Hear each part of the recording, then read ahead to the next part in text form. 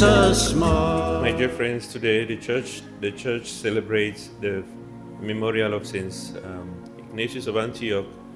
Was very instrumental in the church. Is called one of the fathers of the church, and the fathers of the church does not mean Father Tony is a father of the church, and the fathers of the church are those who lived very close to the time of the apostles. So Saint Ignatius of Antioch he took over. He was the second. He took over from Peter, so he was the second successor of Peter. That's what I was looking for. Second success of Peter, and he had his hands. Peter had his hands laid on Ignatius of Antioch. So that's why he's considered one of the fathers of the church.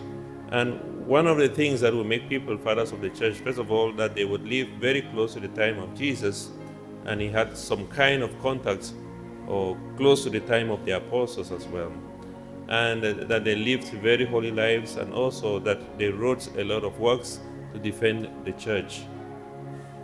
So St. Ignatius of Antioch, therefore, was very close to the time of the apostles. That's why he's considered one of the fathers of the church, but also he wrote many works that today would be considered really part of the tradition of the church, because a lot of things that he wrote have become a source of faith for us Catholics. But remember, when he was writing that, he was actually on the way to being killed. So he was they were taking him to Rome under Emperor Trajan, who had declared that he should be put in this amphitheater where they would bring out lions to devour him.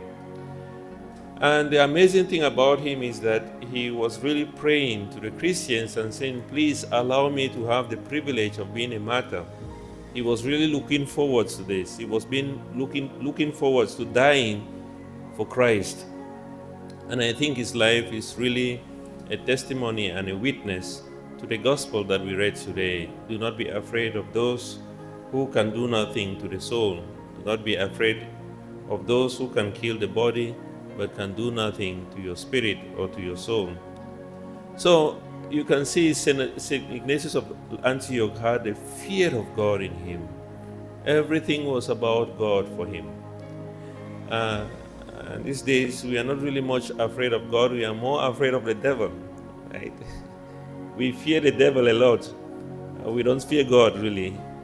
If we are afraid of God, then we would be afraid to sin, because we know that sin offends God. But then we are not afraid of that. We are more afraid of the devil. We are more afraid not to have our name spoiled. So we want to protect ourselves. We don't want our names to be spoiled, people to say bad things about us.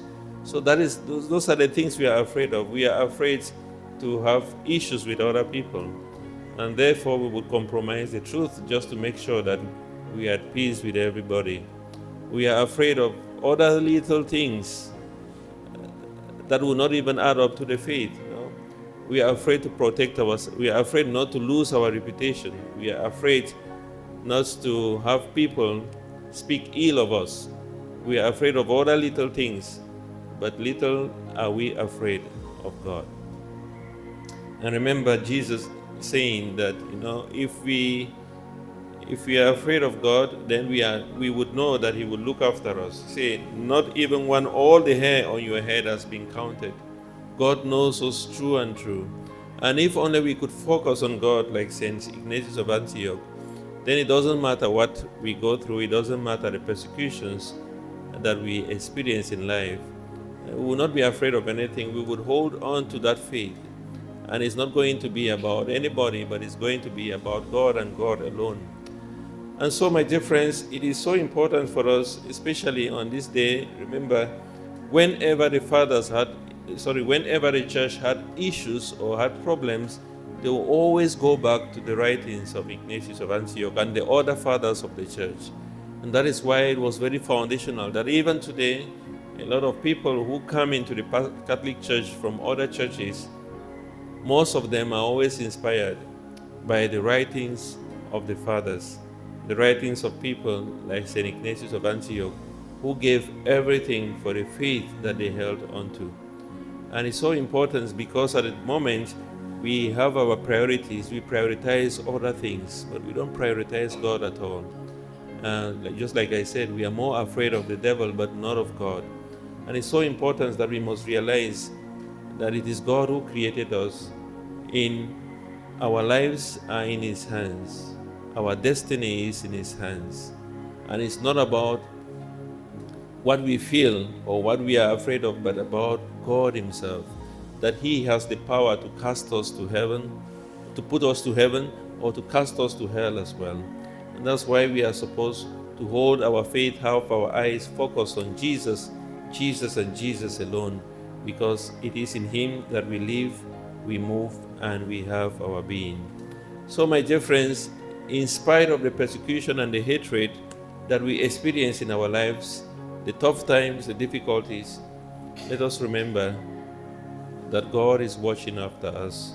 Let us remember that even before we go through those things, God had even gone through them Himself. Jesus saying, the world will hate you, but remember that it hated me first. Let us ask God through the intercession of St. Ignatius of Antioch that we will be truly faithful to God at all times, that we may be truly have fear of God in every situation, that whatever thing we seek, we will continue to find in Him and Him alone. Kiss us, mother, kiss your children. Bring God's blessings from above. With your mantle blue enfold us in your gentle holy love.